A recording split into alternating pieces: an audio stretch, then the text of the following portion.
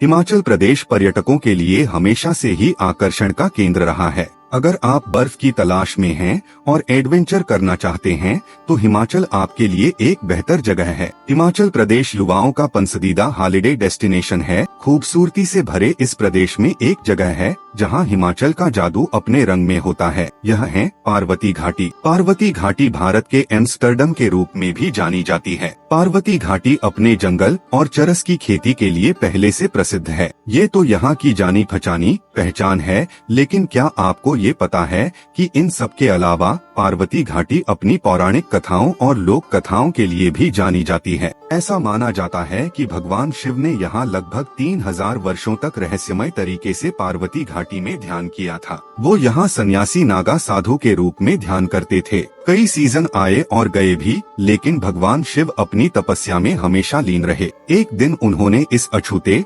सुंदर और पूरी तरह से गढ़े हुए सुंदर परिदृश्य को देखा और उन्होंने इस जगह का नाम अपनी पत्नी के नाम पर रख दिया, पार्वती। मणिकर्ण की कहानी। मणिकर्ण पार्वती घाटी में पार्वती नदी और व्यास नदी के बीच में बसा हुआ है। इस जगह खूब बर्फ पड़ती है, जिसकी वजह से यह पर्यटकों के आकर्षण का बड़ा केंद्र है। लेकिन इस जगह के नाम की दिलचस्प कहानी है। जब पार्वती घाटी में भगवान शिव और देवी पार्वती रह रही थी, एक दिन पानी पीते समय देवी पार्वती की कीमती मणि पानी में चली गई। काफी खोज के बाद भी जब देवी पार्वती को मणि नहीं मिली, तब वो दुखी हो गयी। उन्होंने भगवान शिव को उसे लाने के लिए कहा। भगवान शिव ने अपने सेवक को देवी पार्वती के मणि को खोजने की आज्ञा दी। जब वो सेवक मणि को ढूंढने में असफल रहा तो भगवान शिव को क्रोध आ गया और उन्होंने अपनी तीसरी आंख खोल दी। भगवान शिव के इस क्रोध से पूरे ब्रह्मांड में हाहाकार मचने लगी और तबाही होने लगी। भगवान शिव के क्रोध को शांत करने के लिए सभी देवी देवता सर्प देवता शेषनाग के पास गए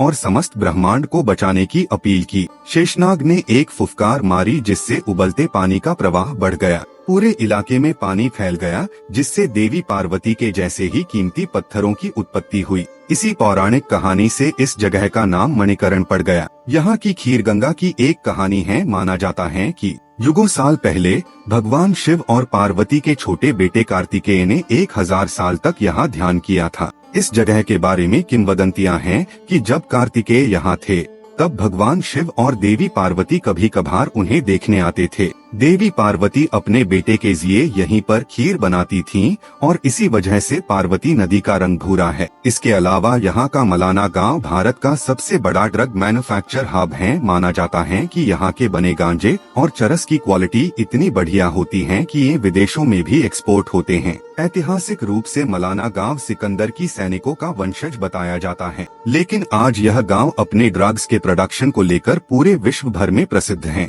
मित्रों, जानकारी पसंद आई तो वीडियो को लाइक करके शेयर करना। ऐसी और जानकारी के लिए हमारे चैनल को सब्सक्राइब जरूर कीजिएगा।